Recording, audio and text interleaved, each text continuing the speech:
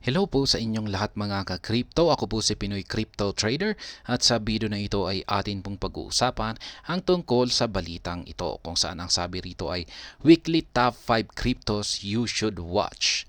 Shiba Inu, XRP, Solana, DOT or Polkadot at saka Tomo. Yan. Ito daw po yung mga top na limang mga cryptocurrency na kailangan daw po nating uh, ating bantayan. Ayan. Ngayong linggo na ito.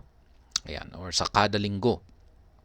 Yan po ay walang iba kundi si Shiba Inu, si Ripple or si XRP, si Solana, si Polkadot at saka si Tomo.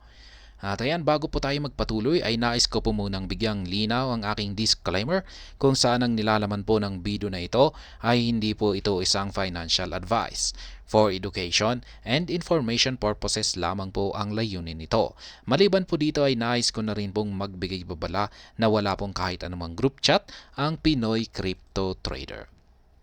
Ayan, weekly price analysis. I-check po natin yung kanilang yung lima na ito na recommended nila na kailangan daw natin subaybayan. Yan. BTC bulls have mounted so much pressure on Bitcoin in the past week as the price struggles between $27,000 and $28,500 after seeing the price of Bitcoin rally with much price action in the past few days to a high of $28,500 before suffering a price rejection to $27,000. Ayan. Si Bitcoin po. Sa mga hindi po nakakaalam ay si Bitcoin kasi ay ginagamit ng mga analyst bilang indicator na rin. Yan, sa galaw ng ibang mga cryptocurrencies dahil alam naman po natin na si Bitcoin ay ang mother of all cryptocurrencies. Yan, siya po ay tinagurian yan sa bansag na mother of all cryptocurrencies kasi yung kanyang galaw ay yan po ay sinusundan. Yan, ginagaya ng ibang mga cryptocurrencies. Kaya kung ano yung galaw ni Bitcoin ay ganun din po yung galaw ng ibang mga cryptocurrencies. Yan, magkakaiba lamang sa kung gaano katindi yung kanilang or kung gaano kalaki yung galaw ng bawat cryptocurrencies. Pero sa kabuuan ay talagang magkakapareho po sila. Ayan, ginagaya po nila kung pag umaakyat si Bitcoin ay umaakyat na rin po ang buong cryptocurrencies. Kapag bumabagsak ay bumabagsak din po ang lahat ng cryptocurrencies. Kaya ayan, umpisahan na natin sa pinakaunang top na crypto. Yan, weekly top 5 na crypto. Yan, ayon sa balitang ito. Ayan. Yung yan, ang una ay syempre, walang iba kundi si Shiba Inu. Ayan, yan po si Shiba Inu ang laging kino-content po natin sa aking YouTube channel na ito. Ayan.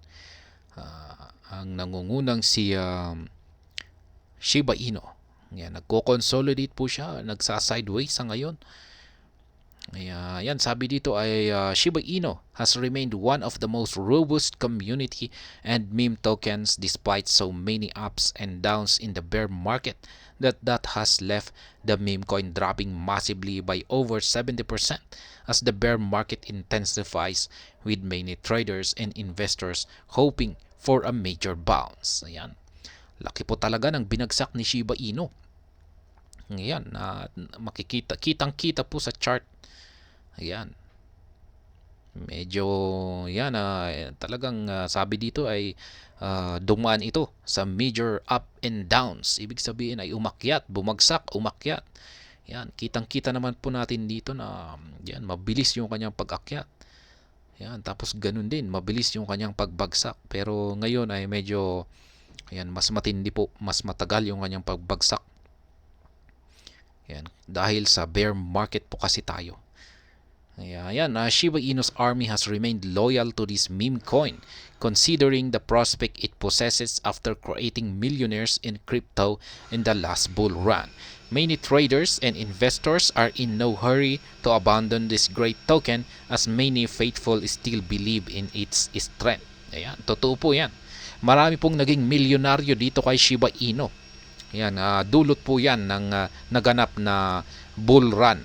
Ayan, itong nakalipas na bull run. Ayan, hindi lamang po mga milyonaryo, meron din pong naging bilyonaryo dito. Kaya ayan, dahil sa nangyaring ito ay ayan, hindi po basta-basta iiwanan ng mga traders at mga investors si Shiba Inu. Ayan. Kasi marami pa sa kanila ang naniniwala na may maipapakita pa si Shiba Inu. Ayan. Meron pang yan, sabi rito ay strength or lakas or pwersa para umangat ito. Ayan, for the second time. Kaya ayan si Shiba Inu. Ayan. Number 2, pangalawa ay si Ripple or XRP. Ayan naman po ang kailangan nating bantayan. Ayan, ngayon ay talagang si Ripple naman po ang pinag-uusapan ngayon. Ayan, halos lahat ng balita ay si Ripple. Ayan, dahil po sa nagaganap nito na kaso kay SEC. Ayan, at panig po yung korte kay Ripple. Kaya ayan, maganda po talaga, kaya ayan, pinagkakaguluhan ngayon si Ripple. The future of Ripple remains bullish ahead of the next crypto bull market. No wonder this token finds its way weekly in the top 5 cryptos to watch as analysts, traders, and investors believe a big future awaits for XRP faithful. Ayan, yan po sabi rito. Maraming mga analyst, ayan, traders at saka investors ang naniniwala na may malaking hinaharap ang XRP.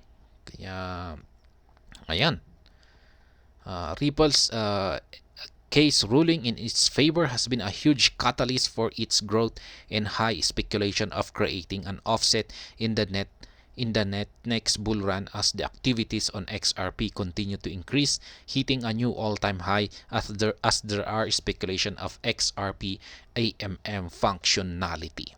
Ayan, yan po yung sinabi ko kanina.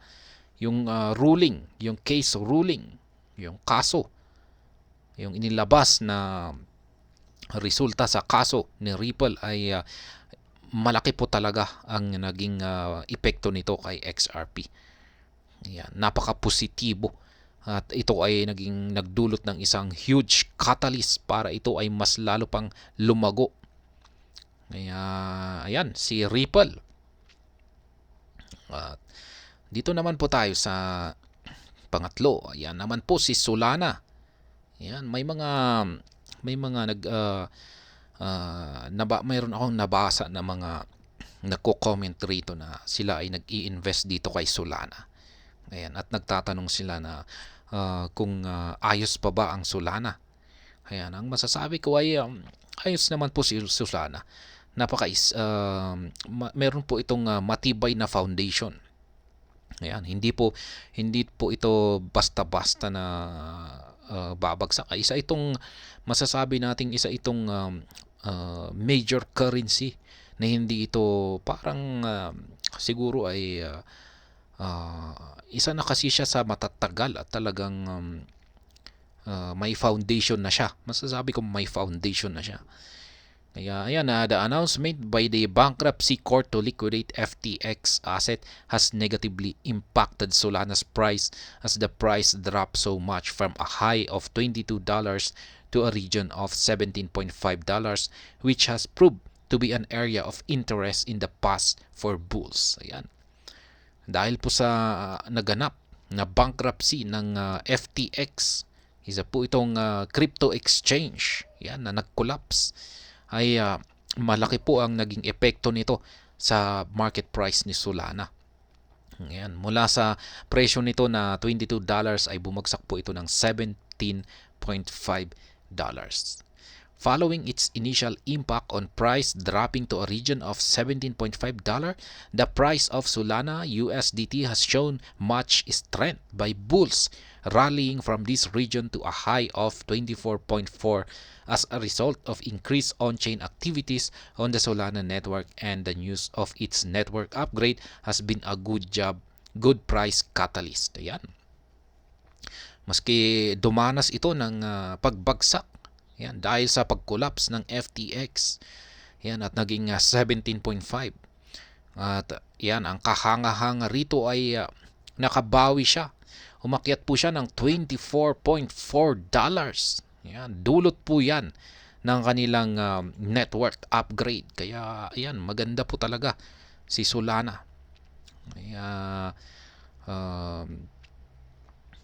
Kaya talagang dumami yung kanilang mga investors dito. Ayan. Dito naman po tayo sa pang-apat. Ayan, si Polkadot. Ayan, si Polkadot ay maganda po ito sa staking. Ayan. Ito po yung kanyang chart. Meron po tayong triangle pattern dito. Ayan, halos ipit na po siya. Daily chart time frame po ito. Ayan, halos ipit na po siya, nasa sulok ng isang triangle. Kaya pag magkakaroon ng breakout ito dito sa kanyang itaas na bahagi ay aakyat yan. Yan. Mataas ang posibilidad na ito ay aakyat. Polkadot is known for its unique approach to multi-chain interactivity and groundbreaking technologies, looking to revolutionize the blockchain industry as it hit a rock recently, struggling to capitalize on its price. Yan po si Polkadot. Yung kanyang unique approach ay or yung kanyang pinaka-feature ay ang kanyang multi-chain interactivity. Ayan, meron siyang kakayahan na gamitin ang iba't ibang mga chain. Ayan, chain network. Ayan, Polkadot's technology to bridge various blockchains into a cohesive ecosystem have enabled it to gain much presence among the crypto communities. Still, its price has suffered many turbulent times in the crypto market as bears continue dominating prices. Ayan. Yan po si Polkadot. Napakaganda po yung kanyang blockchains. Yan, kasi pwede mong yung specialty nila ay i-bridge yung lahat ng mga blockchains. Yan, magagamit mo lahat dito kay Polkadot. Kaya yan, maganda po talaga yan. Kaya nagustuhan ng maraming tao si Polkadot. Ngunit maski ganyan na maganda ang feature ni Polkadot ay hindi pa rin siya makakalusot sa bear market. Yan, talagang apektado lahat.